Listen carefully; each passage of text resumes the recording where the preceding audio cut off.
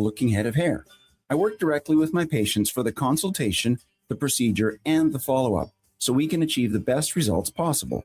When people see what we accomplish, I don't want them to think, "Wow, great hair transplant." I want them to think, "Wow, great hair." Go to drvanceelliott.com and contact us today. Legendary is here with BetMGM Casino. Download now to check out over 4,000 casino games, including exclusive slots like Survivor and hundreds of live dealer games. Unlock Vegas magic and sign up for the BetMGM app. See BetMGM.com for terms. 18 plus, Alberta only. Please play responsibly. Subject to eligibility requirements. If gambling is affecting your mental health or well-being, 211 Alberta is here to help. Call or text 211 or visit ab.211.ca. BetMGM operates pursuant to an operating agreement with the Alberta iGaming Corporation. Standard message and data rates may apply. I'm Rick Showers from Noble RV with a question. Are you camp ready? Camp Ready is our 12-month RV maintenance plan. You might think from talking to you on the radio or my online videos that I'm a do-it-yourselfer, but you'll notice the real work is being done by my maintenance team, the same team that looks after your RV when you become Camp Ready. Camp Ready is a custom-scheduled maintenance plan for your used RV. That's right, Bob. For one predictable monthly fee, your fall winterization is handled, spring startup is on your schedule, roof assessments twice a year, and if something goes wrong during the summer season, guess who goes to the front of the line? That's right, people like you who are Camp Ready. You're expanding Camp Ready memberships now, right, Rick? Bingo, Bob. We're accepting 100 new members. We have to keep it limited due to the capacity of our team, so we know we can serve you dependably. Ask about Camp Ready next time you see us. And that's Noble. NobleRV.ca.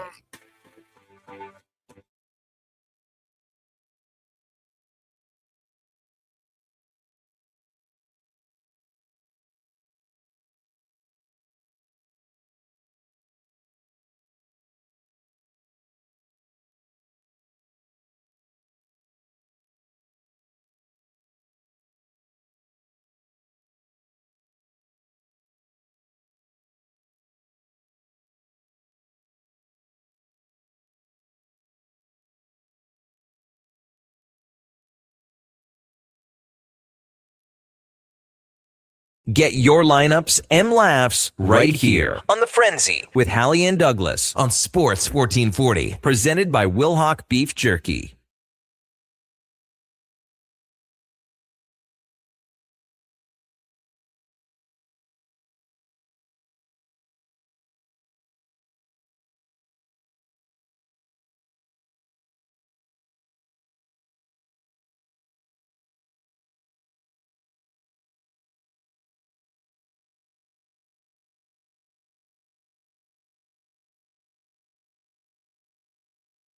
It's 11 o'clock. Good morning. Happy Monday. Thank you for joining us here on The Frenzy, brought to you by Wilhauk Beef Jerky, the home of Alberta's best beef jerky, online at wilhaukbeefjerky.com. Connor Halley, Brandon Douglas, Josh Fenwick with you here from the Sports 1440 studios in West Edmonton Mall. Appreciate you joining us here on this rainy Monday. The good news, I hear the rain is supposed to go away. The bad news, I hear some smoke is supposed to roll into the city. So we're trading one for the other right now, but hopefully everybody had a great weekend. Hopefully nobody was flooding in the basement. I know that's a struggle going on right now.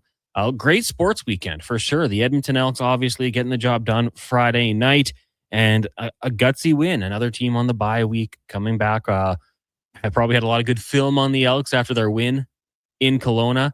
But for Edmonton, just getting the job done. Backup quarterback, I know. We have to throw that caveat in there. Nathan Rourke did not play much in that game. Had his arm underneath a shirt, probably in a sling, I would think, with that shoulder. But for the Edmonton Elks, the defense gets the job done. Obviously, World Cup. Spain victorious over Argentina, 1-0 yesterday. I did have to chuckle at the Argentinians' reaction when they were getting so mad about Jude Bellingham and tapping a guy on the head. When they were literally fighting guys, ripping guys down after that one. Very classy. Jack Campbell retiring over the weekend, former Edmonton Oilers goaltender. Looks like he's going to be a new performance coach going forward. Lots happening. Obviously, there was some sad news Saturday night as well. The news broke that Saskatchewan Rough Riders team captain, local product, Jaden Dahlke, passing away in a car accident Saturday night on his way back into the city just outside. A guy who grew up in Leduc, obviously played his junior football here, played at the University of Alberta for the Golden Bears, captain for the Rough Riders. I got to make sure we pass along our condolences to his family, friends, teammates that he's had throughout his football career. That was just awful news to see. Just 30 years old.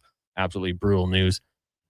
Today on the show, we're going to try something new here. We're going to have some fun, a little more structure with the program. We're going to kick off a new segment every day we'll do here. Just about 5 minutes into this show, we're going to call it 3 Rounds with Josh Fenwick. He'll throw some topics our way. Brandon and myself will debate them.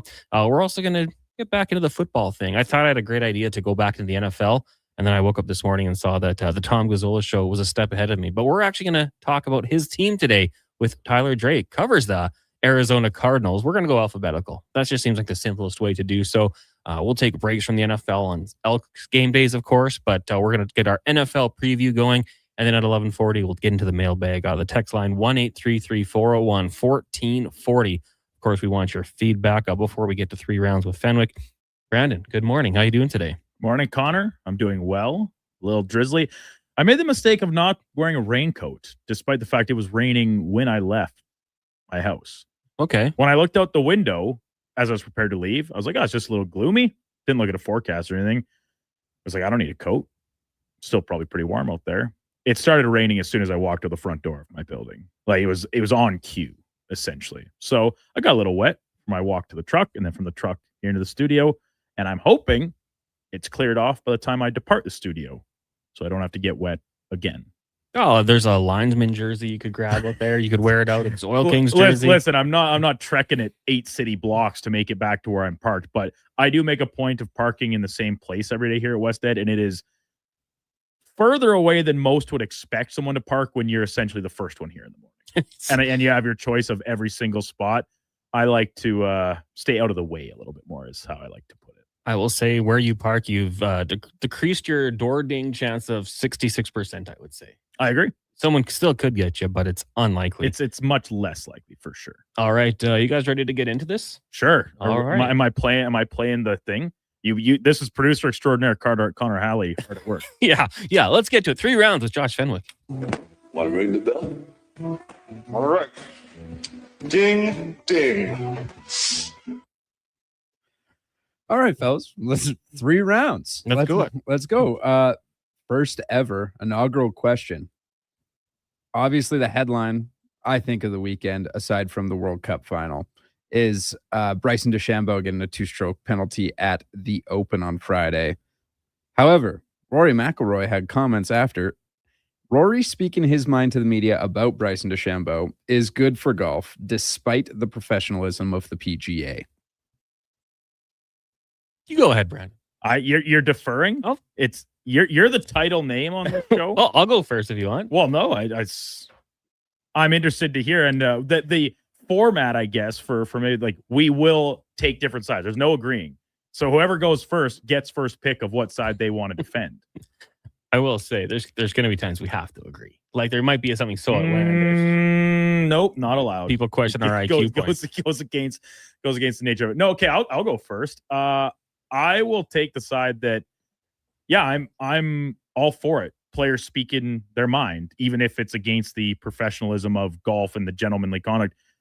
What Bryson DeChambeau does, and some of these other guys do, that draw the ire of their peers, that's ungolf-like, right? It's taking away the gentlemanly conduct of the sport. So for Rory in a press conference to come out and say, I don't like the guy, I think it's performative. He's not saying he's a cheater. Never accused him of that, and Scheffler kind of backed that up too. But he's just airing essentially personal thoughts. I'm for this in all versions of sport. You need villains, you need heroes, and this is just kind of leaning into that. So I would be on the side of agreeing with Josh Fenwick's take here. Yeah. So I got to go the other way. No, you know what? Like, I mean, I think there is something to golf where we've seen this in the past where they kind of shy away from those sorts of things. They don't worry about it. But I think Bryson DeChambeau makes it tough. Bryson DeChambeau doing what he did out there, obviously like crying with the officials. And then there's reports that he threatened to call Trump. What was Donald Trump going to do? Like he was too busy at the World Cup. Yeah, call the Open and tell them he's going to make things different. Like, no, the rule is the rule. You know what it is, Bryson. You made that decision and you got to live with it. bounce back. Like then there was threats like, well, I'm not coming out tomorrow. Okay. Just looking a little bit childish with that type of thing. But yeah, I mean, I know we're supposed to disagree on this one. I'm not going to. Like, call him out on that sort of thing. Like when a baby's being a baby, go ahead and do it. And Rory McIlroy, in my opinion, just has that reputation of kind of calling it how he sees it. He's been a great professional, obviously been really good for the PGA, and maybe there's some issues with Bryson from prior things going back at that. But no, I thought it was fine. I think that was okay, and the golf needs this. Like it needs to be in the headlines. It needs those types of things. So I'm good with it. I like it. Interesting. Text line against this whole thing. They say Rory is being childish and he's a hypocrite. So I am. It's kind of weird. We're going back and forth, which is our intention. I do agree with that. That I think it is slightly hypocritical of Rory to more so the performative comment. Like if you don't like the guy, you can say you don't like the guy. That's fine. That's rivalry in sport. And golf's unique where it's not a team sport. Your chances of playing alongside your rival are, in theory, kind of slim, but increased by the chance that you're both two of the better golfers in the world. Now, they only play the same event 4 times because Bryson's obviously on live. He's only come over for the majors. That makes it even better to me. So if imagine Rory and Bryson tete-a-tete down the stretch of next year's Masters, like they're the final pairing. That would be awesome after what we've seen here. That makes it better. But for Rory, where we've seen him have his own personal blow-ups on holes and smashing tee markers, to then like make the performative accusation, I think that's a little out of pocket. But I like the rivalry part of it, and if that's just born out of him saying I don't like him, and we all get to confirm what we sort of assumed with the Live PGA rivalry, why would you be against that? Round 2. All right, number 2. The Blue Jays bullpen on a whole isn't that bad. It just isn't deployed correctly by John Schneider. Connor, you got to go first this time. I will say it is that bad. I feel like it's always been that bad. And John Schneider, maybe he takes a little bit of it. Like there's been times certainly where, a lot of his decisions I've been critical of. I'll never forget Jose Barrios when he was taken out of that game, not bullpen. But no, you go out there, you've got a job to do. Go out there and do your job. Don't make excuses. What was the excuse earlier this year we saw Duke like complaining about, I'm not used to going out there after the starter? Yeah. Like, no, you're a pitcher. Go out there, do your job, whatever the situation is. Find a way to get the job done. I've been critical of the past. There's been players on this team that I have liked that have had to leave for certain reasons, one or another. But there's a lot of problems with this team, and I think the bullpen is one of them.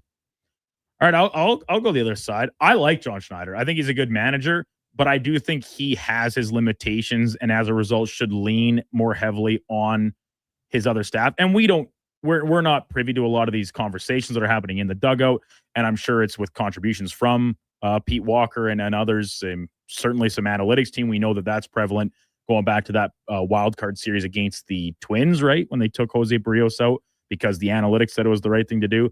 So I'll say that John Schneider, and more importantly, the staff on whole, could do a better job at times of putting their pitchers out of the pen in a position to succeed.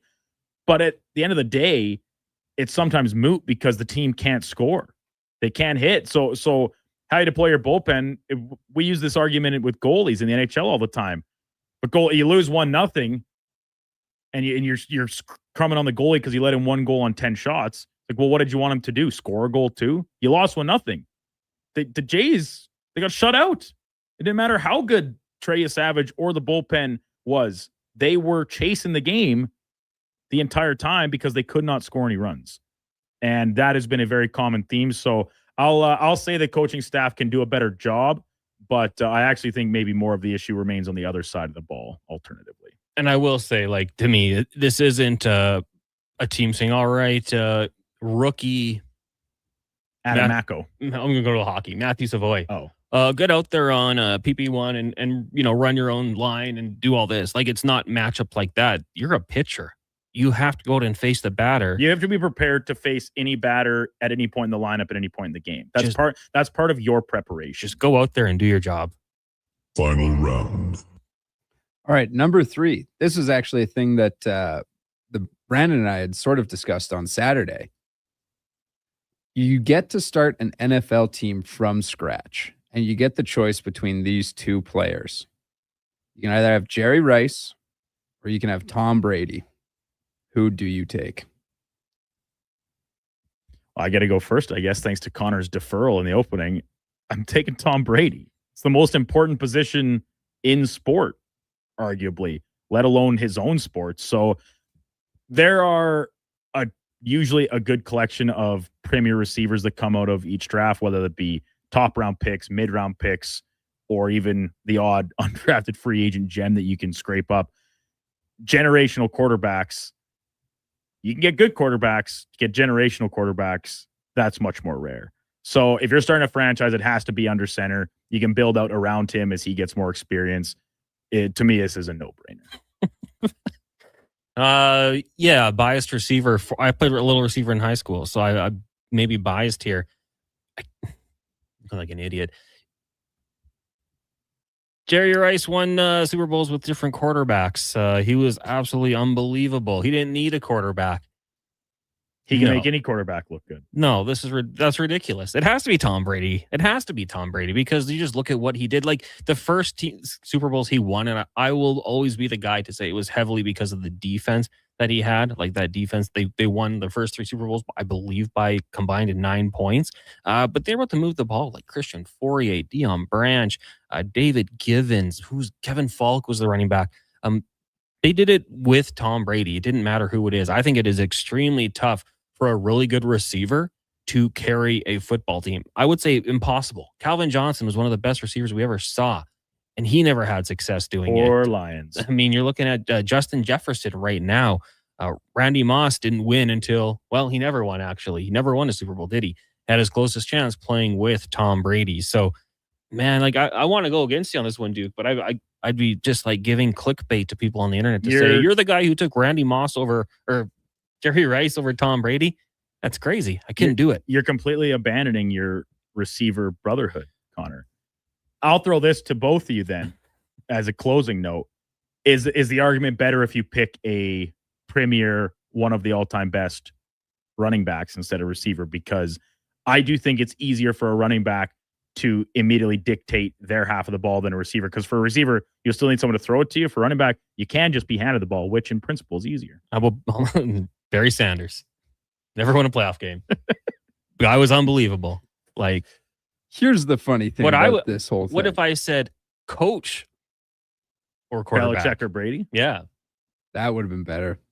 But then you would just say, well, Brady won without Belichick. Players got to execute. Belichick didn't win without Brady. Here's the funny thing about this whole thing. Triple C and MTR are like the Bloods and the Crit, that photo where they're holding up the United Front. The United Front. They both are like Jerry Rice. Well, like Jerry Rice, if you were to say who's the greatest football player of all time, that's probably where I lean. But the value of like a receiver versus a really good quarterback.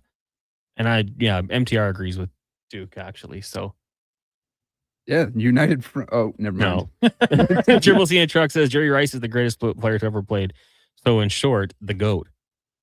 And you look at Jerry Rice, the quarterbacks he had, 2 Hall of Famers where he put up the majority of his numbers. 11,000 yards with Steve Young, 6,700 with Montana. After that, pretty good with Rich Gannon. He was a good Raider. Jeff Garcia was there for a couple years with Rice. Tim Rattay, Elvis Grayback, Steve Bono. Yeah. I love it. When you told me we were talking about players to start your franchise with, I thought today. And maybe that's a question for another day. Would you start a franchise with Tom Brady today? You get him or Carson Beck? I bet he can still go out there and spin it. Yeah, maybe. Except he's starting beef with the Paul brothers. Yeah, he's going to be at WrestleMania this year. Wait and see. That was fun. The first edition of 3 rounds. I will do that every day here on The Frenzy. Coming up next, though, we're going to talk a little NFL football. The Cards, Tom Gazzola's team. We're going to go into it. This is just alphabetical, in case you guys are wondering. We're going to start A, go to Z, and talk about every NFL team this year before camps or once camps get going. It's The Frenzy, brought to you by Wilhock Beef Jerky. At GS Construction, people grow with the company. 50 years of experience doesn't live in a binder on a shelf. It lives in our people at every level, passed down on every site. Many of us started with a shovel in our hands and built whole careers here. The work is honest. The company's been around since 1974. So if it all sounds good to you and you want to grow with us, GS Construction is currently looking for experienced pipe layers and topmen. No shovel required. Visit gsconstruction.ca today. Wondering what you can afford? Let Go Auto do the math with our free car loan calculator. No pressure, no awkward convos, just quick answers on your budget and payments. Bad credit? No credit? We got you. Text check to 780-777-7777. That's check to 780 all 7. Find out what you qualify for and start shopping with confidence. Go Auto. Drive what you love with payments that make sense. Beer League Slow Pitch. It's an Alberta summer tradition. I got shortstop. I'll take pitcher. Yeah, I'm just here for the dugout snacks. When you're playing on the field, you need serious fuel. And there's only one MVP. Wilhock Beef Jerky. Load up on Alberta's best beef jerky and hit a home run with the team. It's the perfect snack for your summer sports. Wilhock Beef Jerky, because you can't have summer fun with salad. Only available in Leduc.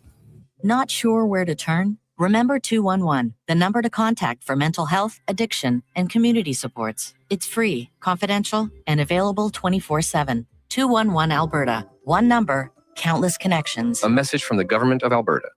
Recently, our company softball team lost the big game by 1 run.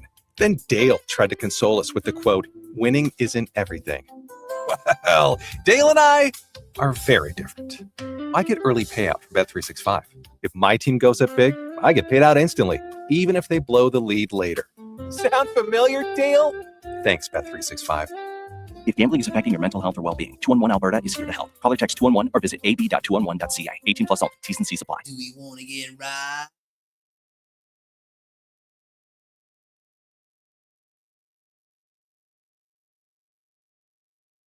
The Frenzy with Halley and Douglas, tag team champions of Sports Know-It-Alls on Sports 1440, presented by Wilhock Beef Jerky.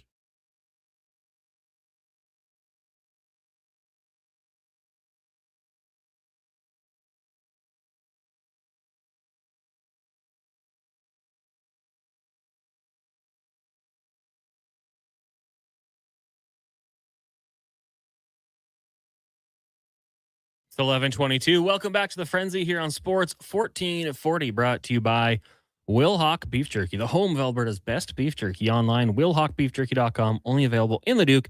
Go pay him a visit. Connor Halley, Brandon Douglas, and Josh Fenwick with you here in the Sports 1440 studios in West Edmonton Mall. Appreciate guys joining us on the show today. Kurt from Stoney says, "Hey guys, why do you guys change the name?" Well, you know what? We're just kind of going away from mostly fantasy. We're just sticking with the Frenzy. Obviously, we're still going to do all our fantasy leagues, things like that. Take those questions, talk about that. But just a little bit of a refresher. We didn't change too much, realistically. We just went from Fantasy Frenzy to the Frenzy. So pretty simple change. That's the story. Really not that much to it. But we like it. This segment's going to be for elksnation.ca, 2 weekly podcasts and videos, of course, with Eddie Steele and Declan Kruger, breaking down the green and gold, the most in-depth Double E football coverage you're going to find. elksnation.ca, also giveaways as well. So go check them out. Check them out on the daily for your chance to win. Of course, the Edmonton Elks for a long time were struggling. Went through a lot of things. Took a while to kind of find their game.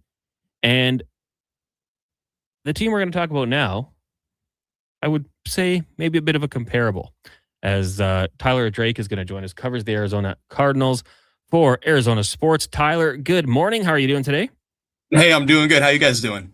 Doing really good. Appreciate you coming on the show here as we kick off our NFL talk, looking around all 32 teams today. It is the Arizona Cardinals. And a few questions, the big pressing needs for this team going into the season, and we're going to get into it. But I think the first question a lot of people have when you look at this Cards team, Jacoby Brissett was there. There was discussions of a holdout potentially. They do draft a quarterback in Carson Beck. What are your thoughts today on the quarterback room? Is training camp going to be here before we even know it? Yeah, it's definitely an interesting situation just because, the Jacoby Brissett contract saga has been going on really throughout the offseason.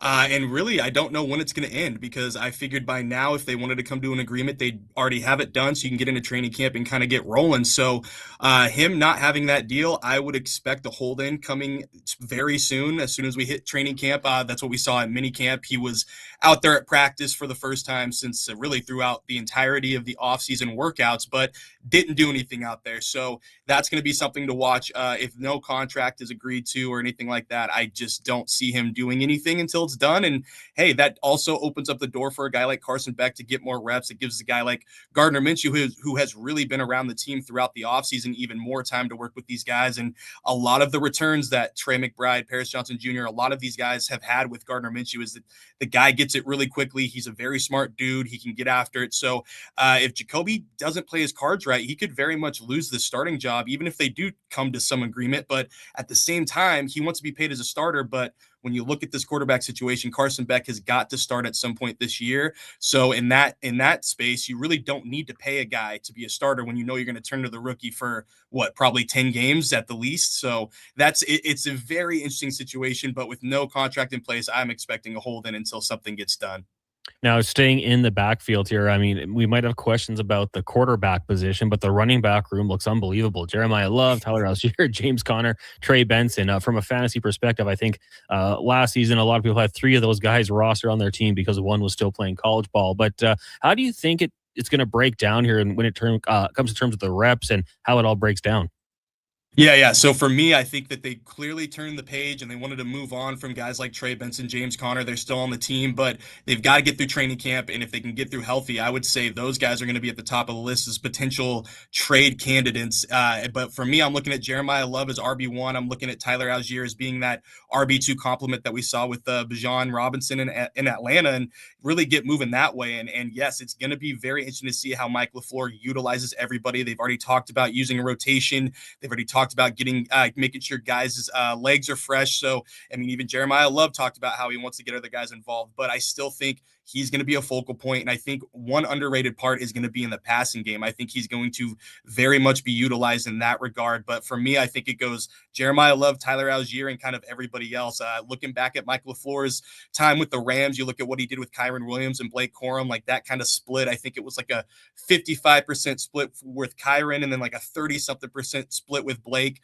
You can do something like that, maybe get to 60 with Jeremiah Love. That would be a great starting point. I think would give a lot of people some good numbers fantasy wise, but while also getting Tyler Algier in the mix and really helping the full product of the Cardinals move forward as well. Tyler Drake from Arizona Sports, our guest here on the Frenzy on Sports 1440, talking all things Arizona Cardinals to kick off our NFL season preview. So just before we move out of the backfield, Tyler, I wanted to circle back to the Carson Beck situation. You mentioned, the idea to get him some start the season to. Is it a matter of just like seeing when you use a third round pick and then very high one, first overall in the third round on a QB, like this is more than a flyer. Like they obviously have some belief in his future with this team. And I know offseason workouts and stuff can only be taken with so much weight, but what have you made of Beck in his a little bit of time inside the organization? And, it's weird when we talk about a guy that played that many years of college, but he is still just 23. This isn't a Michael Penix or Bo Nix situation where we saw coming out, they're already 25, 26 years old. Yeah, exactly. The one thing I can say is the dude seems very polished. I mean, obviously you talked about the college experience. Like the guy has a lot of game under his belt. He's been through the media rounds too. Like we had him on our podcast, Cardinals Corner here, and that was one of the first things that stood out is the guy had an answer for everything. Like he's very much ready for the NFL level on that side of it. But then you talk to him about it and like, hey man, yeah, you have a lot of this experience. How does that translate? And he even said like, this is a different beast. It's going to be quicker. It's going to be faster. But some of the things and having that experience from college, he does see some transitioning there. Really, from what I see, he's a gamer. He really wants to ball. During rookie minicamp and OTAs, I mean, the guy had a smile on his face through every rep that he took. So you can tell that he was very much at home. Getting to work with guys like Hackett and LaFleur, I think will help him mightily. Just getting to that, working through the transitions, working through the rookie walls that he could run into. But yeah, I think it's only a matter of time before we see him in the starting lineup. And then really the Cardinals have to make the decision. Can he be the long-term franchise guy, or are you you going to turn that potentially high first round pick into another quarterback and see what goes on there? Because with this team, they have other issues. If they can get away with getting Carson Beck as their guy moving forward, they can use that pick to something, maybe go get a pass rusher, maybe go get that right tackle of the future to really shore up this team, not just for a 1 or 2 year stint, but maybe a long-term competitive nature from a team that just cannot get it together lately. Jumping into the receiver room, I mean, Marvin Harrison Jr. is still the headliner group here, but Michael Wilson has made some real strides in his time in Arizona to almost kind of take over a little bit, or at least co-host the number one receiver jobs for this club. And Harrison, I don't know if it was the hype coming out of college from his rookie season that was rock solid statistically, but seemed a little underwhelming. He then takes a step back from that last year, and certainly quarterback play and the quality of the team a role there. But I think you might have heard Connor mention that our morning show host, Tom Gazzola, he's a Cards fan, and his biggest fear is that Harrison Jr. will, in pretty short order, leave Arizona and all of a sudden blow up with the next team that he plays on and kind of showcase that talent we saw him flash at Ohio State. So where do you stand on this receiver group, and has Wilson kind of taken over the number one spot in your opinion? So I'm headed into this year as Michael Wilson as wide receiver one. He proved that last year. He stepped in, and here's the thing that I want to see is how can you get both of these guys involved at the same time? Because Marvin went through a lot of injuries. He had the appendectomy last year. Like, a lot of the stuff that Michael Wilson was doing was with Marvin Harrison on the sideline. So that's one of the big question marks, is how do they utilize this wide receivers room to not take away from Michael Wilson, but give Marvin Harrison the potential to be that breakout year 3 guy that everybody wants him to be. I think what LaFleur is trying to do is, hey, let's try to pull a little bit of Rams out of into the equation. Puka Nacua, you're that Michael Wilson. Devontae Adams, you're that Marvin Harrison. Like, I think Marvin Harrison could do wonders as that red zone threat. I mean, he looks like he's bigger just this offseason compared to last offseason. The touchdowns are there. He just, it's really about putting it more consistently. So, his rookie season, he did not have the yardage, but I thought the touchdowns were there. So if you can really utilize that side of his game and really make him that Devontae Adams red zone threat that we saw with the Rams last year, I think that would be perfect. And you have Michael Wilson chewing up the yards and being that 1,000-yard guy, maybe 4 or 5 touchdowns. Like, that should be something that is very much attainable given what Marvin Harrison can bring to the table, what we saw to Michael Wilson. You obviously have to get Trey McBride still involved, but there's a lot of potential for those two guys to both shine. It's just, how do you get the consistency out of Marvin Harrison Jr.? And is that more of a mental thing, or is it still some physical traits that he's got to get up to the NFL level with? So that's the big question. I think more so it's mental. I think he just really needs to stop thinking and going out there and playing, because I think the hype kind of did get to him a little bit. Tyler Drake of Arizona Sports joining us here on The Frenzy, taking a look at the Arizona Cardinals, also co-host of Cardinals Corner. So looking at the defensive side of the football, obviously, I don't have to tell you, but you've got some pretty good offensive groups in that division. Obviously the defending Super Bowl champion and probably the team who was second best in the league in the LA Rams, 6 times this on the schedule, plus the San Francisco 49ers. I mean, what they did last year was incredible with all those injuries. How do you think this defensive unit stacks up? That's the biggest question mark, because they did not go replenish really much of any of the positions. They watched Calais Campbell walk out the door. They've got Josh Sweat, but there's been trade whispers throughout the offseason. That's only going to continue, I think, in my opinion, throughout the trade deadline if he's not moved. And then you look, cornerbacks, I think that's probably one of their most deep rooms on the roster right now. And you look at safety, they lost Jalen Thompson as well. So there's a lot of guys that are going to have to come in and really take that next step. I look at Walter Nolan, like, if he can stay healthy, I have no doubts that this guy can be a game wrecker for this team, but you've got to stay healthy. Darius Robinson, you've got to be a more versatile guy. You've got to be able to bring it snap after snap. And that just really hasn't been the case. So that's the side. You brought back defensive coordinator Nick Rawlis, but that almost seemed like it was kind of like, hey, we need somebody to come fill this role. We're just going to look at the guy that's already been here. The defense needs a lot of work. I mean, they were one of the worst units last year. They went from going really close down the wire for 7 or 8 straight weeks to just getting the doors blown off them the rest of the year. So I think the leash is very short for that defensive coordinator, Nick Rawlis. I think if things go sideways really fast, it's going to be because of the defensive side. I think LaFleur has enough pieces, even with the quarterback situation, to really get more out of the offense, especially after what we saw last year. But defensively, there's not enough pieces to take that big enough step to really be an asset, I think, for this franchise in 2026. So once camp gets going, outside of the big names, who are some players to watch for in your opinion? Yeah, one guy, pass rusher, is going to be something big. So BJ Ojolari, he was a projected starter before he went down and blew out just about everything you could in your knee a couple years ago. He's a guy that I'm looking for to maybe take that next step. Kendrick Bourne, he might be a sneaky slot guy for this team. I mean, he's got a huge relationship with LaFleur already. You can tell he wants to be here. So those are two things that really stood out to me just talking with him. Jordan Birch, another young pass rusher. That's another guy standing out. From the return game, I'd look at a guy like Bam Knight. Yeah, running back room is stacked, but he's a guy that could potentially be that second specialist next to Devin Duvernay and really get that extra bump there and save himself a roster spot, because there's going to be some moving pieces in that running backs room for sure. But yeah, those are some of the guys. And you look at some of the rookies. I mean, Chase Besantis, he could easily be their starting right guard, or if they wanted to move him to right tackle, he could very much threaten Elijah Wilkinson for potentially that starting role there too. So a couple of lower level guys to watch. Rabbit, Taylor Demerson, he could be that next Jalen Thompson next to Budda Baker. So if he can really take that next step, it's going to be very interesting to see how it all plays out. But yeah, those are some guys that really come off the top of my mind. Tyler Drake from Arizona Sports, our guest on the Frenzy with Halley and Douglas. Last one for me for you, Tyler, and it's the guy that you just mentioned a couple times, the new head coach, Mike LaFleur, taking over after Jonathan Gannon was let go. He's not very green. He obviously first head coaching job, but he's been in the league a long time and with a few different administrations, coaching tree wise. I find so often we see these kind of offensive minds come into teams with a lot of ambition, a lot of ideas, but the talent isn't really necessarily in place for them to execute their vision. Do you think that was part of the idea of going and drafting Jeremiah Love and then getting a potential future quarterback in Carson Beck to at least complement the likes of Harrison Jr. and Wilson to maybe make things a little bit easier for LaFleur to execute his vision of this team offensively? Yeah, absolutely. I think the one big thing that came out from when they let go of Jonathan Gannon is the owner said, I want a quick turnaround. And you don't bring in an offensive-minded head coach without bringing in some of the guys they brought in Jeremiah Love. I mean, even Kendrick Bourne, and it's just some of the little pieces, Tyler Algier. I mean, all of these guys are coming in to help his vision, I think, take that next step. And so that's going to be the big thing. Like the ceiling for this team is like 7 wins, and it's just dominated by what the offense is doing.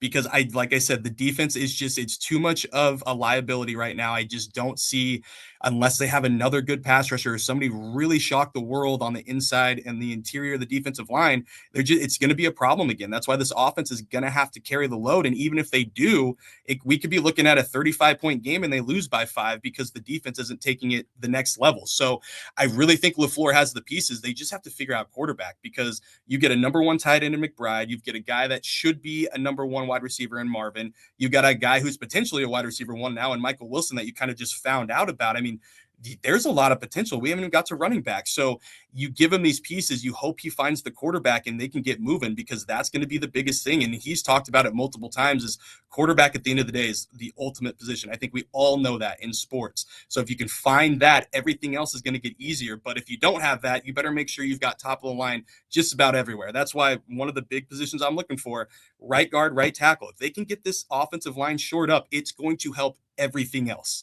And that's just really a name of the game of football. Win in the trenches.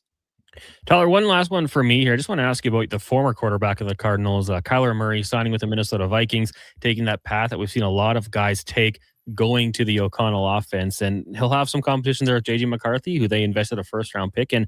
But how do you think Kyler Murray fits with the Vikings, and do you think he gets that starting job? You know, when he was going through is he going to start, is he not going to start for the Cardinals, the team that stuck out to me, it was like Minnesota. If they get through the rest of the season, get in the offseason, they move on, Minnesota's the team where he could go and potentially flourish, because they've got a good enough defense.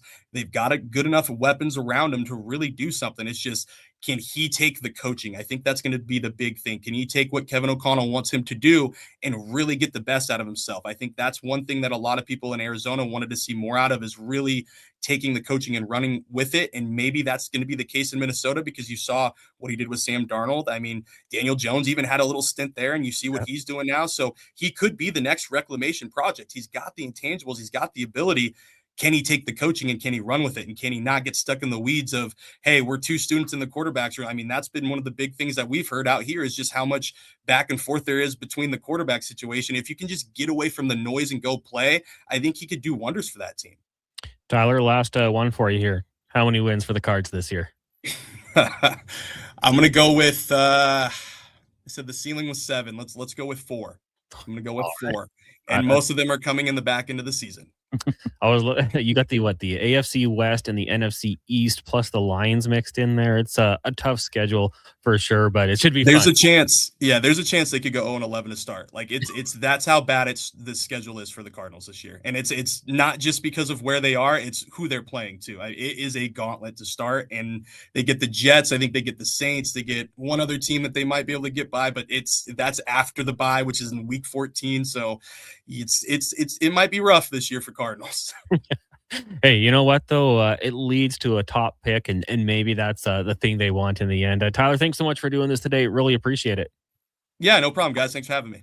There you go, Tyler Drake of Arizona Sports. You can also check the Cards Corner podcast and give him a follow. T Drake for Sports. Yeah, Duke, I was running through that Cardinals schedule, and if we were to just go win loss, they get the Chargers in LA, Loss. Hosting the Seahawks, Loss. in San Fran, Loss. in New York, Giants, Win. They would okay, all right. I think that's just one of those games where something crazy could happen. Host the Lions, Loss. in LA for the Rams, Loss. host the Broncos, Probably a loss. in Dallas, Probably a loss. in Seattle, Loss. host the Rams, Loss. in Kansas City, Probably a loss. host the Commanders. You know what? Win. Okay. Host the Eagles, Loss. host the Jets, Probably a win. in New Orleans, Loss. host the Raiders, Win. and host the Niners. Loss. I have them going 0-6 in the division and still somehow getting what I have 3 wins. I had 4 from you because you had the Commanders. Oh, Commies, Giants, Raiders, Saints, or Jets. Jets. Jets. So I think 4.5 is 3.5 or 4.5 is probably a good line. I'll maybe check a book and see what the actual number is. I mean, maybe it's just that formula. Tyler thought 0-11. That could be tough. You'll let Jacoby ride that out and be like, you can't win, and then you put in your Carson. Once you rookie. get to a little bit cushier part of the schedule, say that matchup with Washington, and then you draft a top and tier quarterback. The thing is, like, if you go 0-11, if you can picking up a win in like week 4 against the Giants, just as an example, I find that at least helps keep the team a little bit more invigorated. And it's a new regime. We know it's a pro league. Guys are playing for jobs every single week, no matter how established or unknown you are as a rookie or a vet.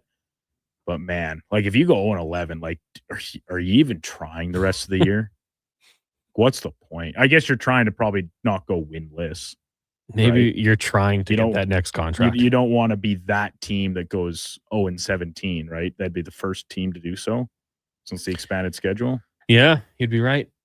Well, the Lions went 0-16 or Browns? Both. The Browns, people forget Hugh Jackson went like 1-31.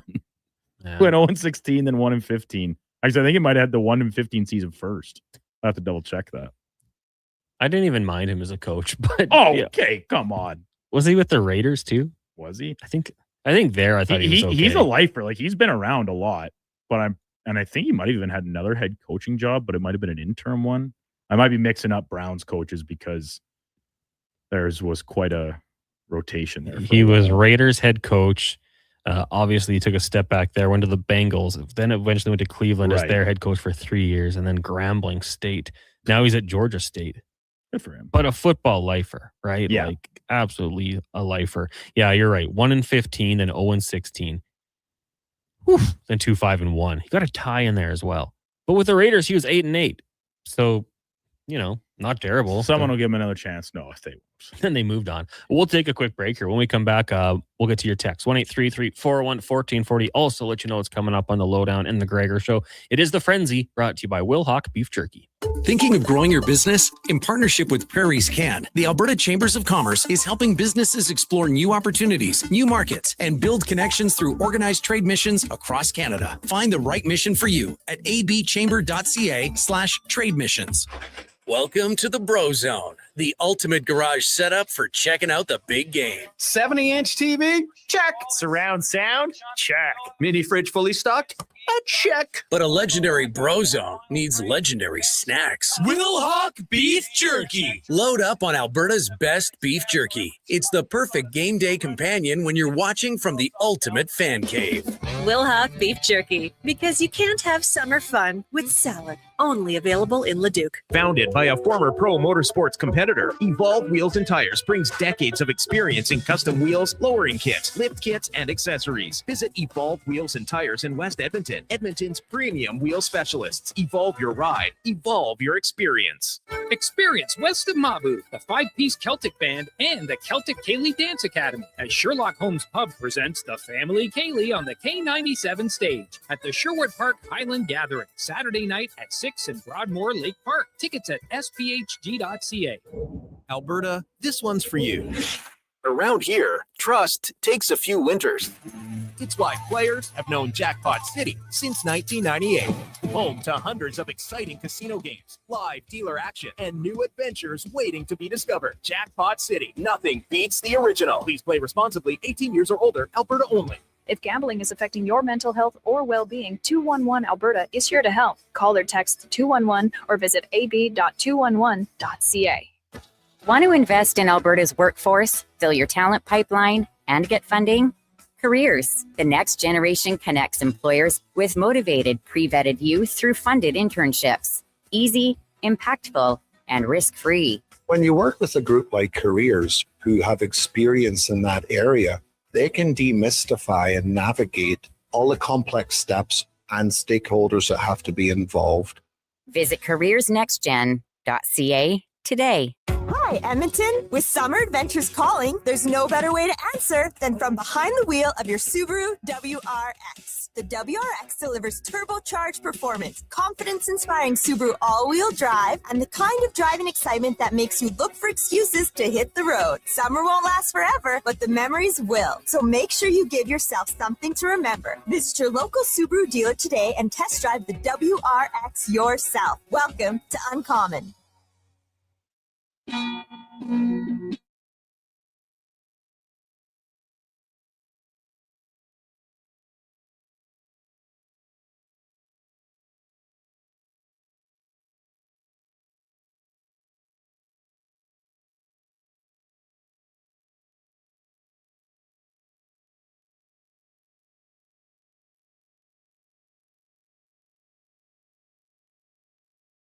Because 60 minutes is just about enough. The Frenzy with Halley and Douglas on Sports 1440. Presented by Wilhock Beef Jerky.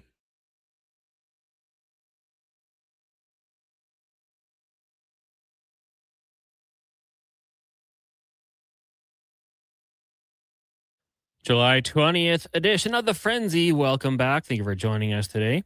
Brought to you by Wilhock Beef Jerky, home of Alberta's best beef jerky. Halley, Douglas, Fenwick with you here. The text line, 1-833-401-1440. Coming up next, it is the Lowdown with Low Tide. Of course, Declan Kruger riding shotgun. Jason Greger will join them on the show. And today on the Jason Greger Show, immediately following from 2 till 6, we're putting things together right now. Kevin Woodley had something pop up, so he won't be able to join us today on the show. We're going to talk to Steve Gardner, USA Today, Major League Baseball writer. I'll probably get down to Los Angeles, talk some Kings as well. Spec, Taters, 2-minute warning, stats of the day, the roundtable. So make sure you keep it locked here on Sports 1440 throughout the rest of your day. A couple texts rolling in here. One, no name from Lethbridge says Cards won't go 0-6 in the division.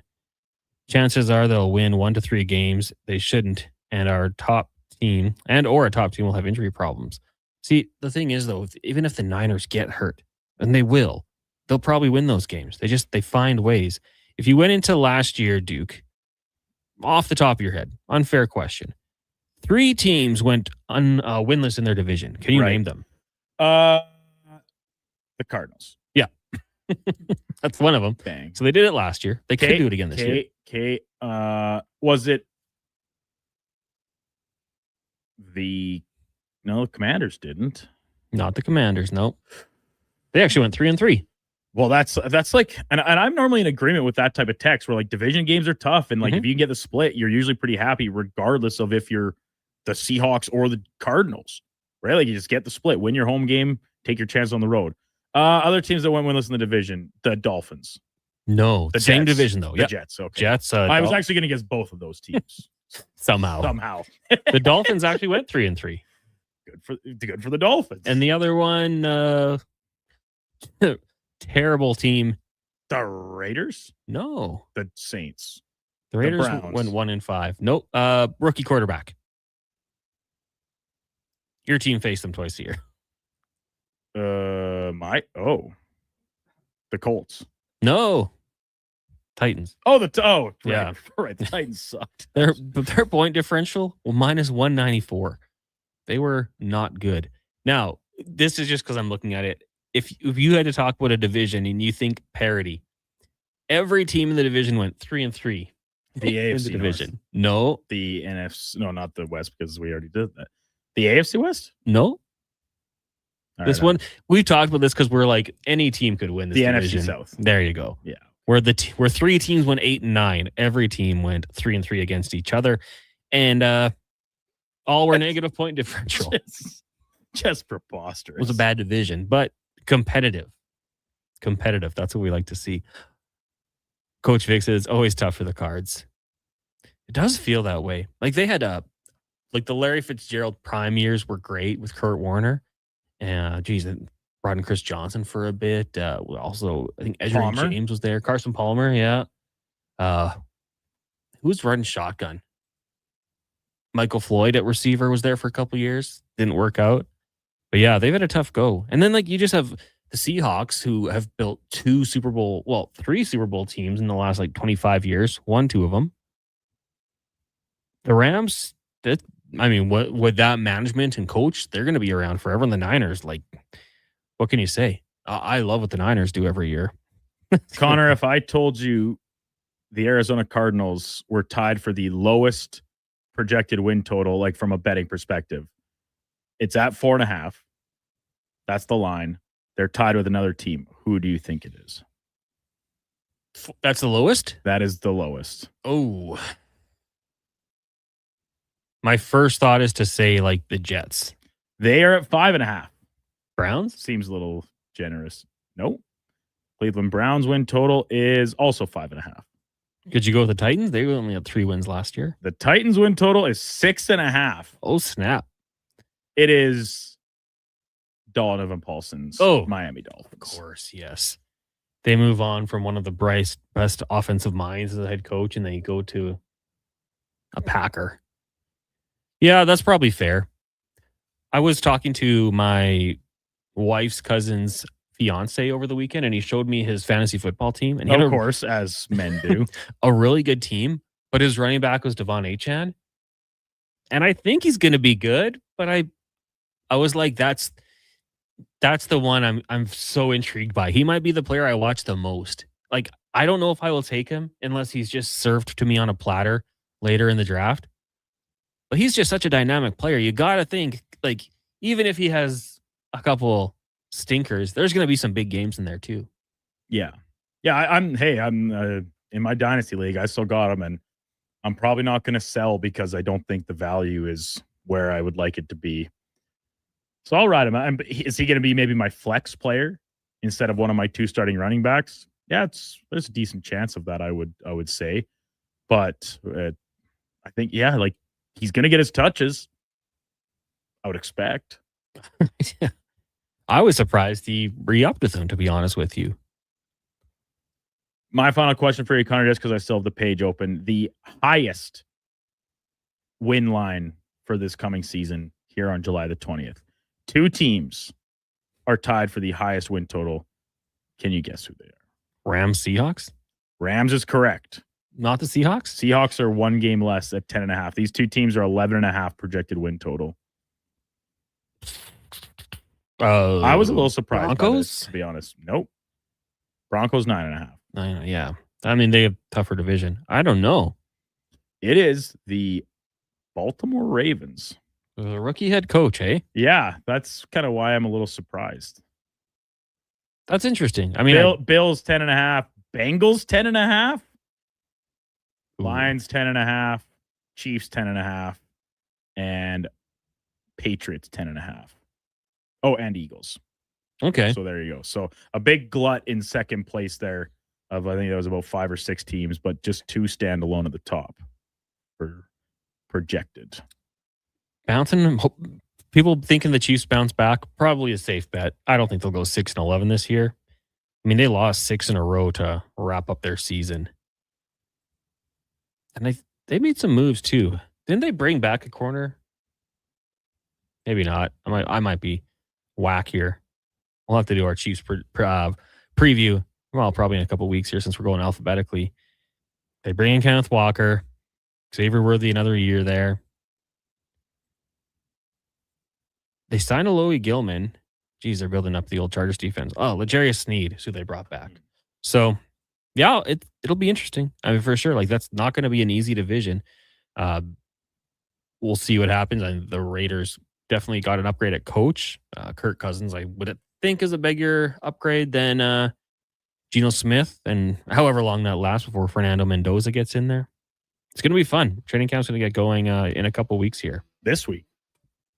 This week? Training camps start this week. Rookies are reporting over the weekend. Let's go. MTR says Stafford's back, gives out. Niners win the division. I hope not. Lion says Raiders. Titan says, let's go Titans 6-5. Woohoo. Or 6.5 win total. That seems generous.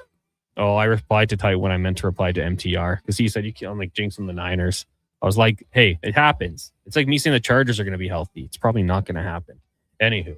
Fun show today. We'll do it again tomorrow, 11 o'clock. Thank you guys for joining us. Check the podcast if you missed anything. Right now, let's get to a Sports 1440 update with the Duke, brought to you by Cattail Crossing. Every Saturday and Sunday, you can get the early bird deal from 6 a.m. to 7:30, $50 for 9 holes with a cart and a Caddy Shack snack voucher. Book now, cattailcrossing.ca. This is a Sports 1440 update.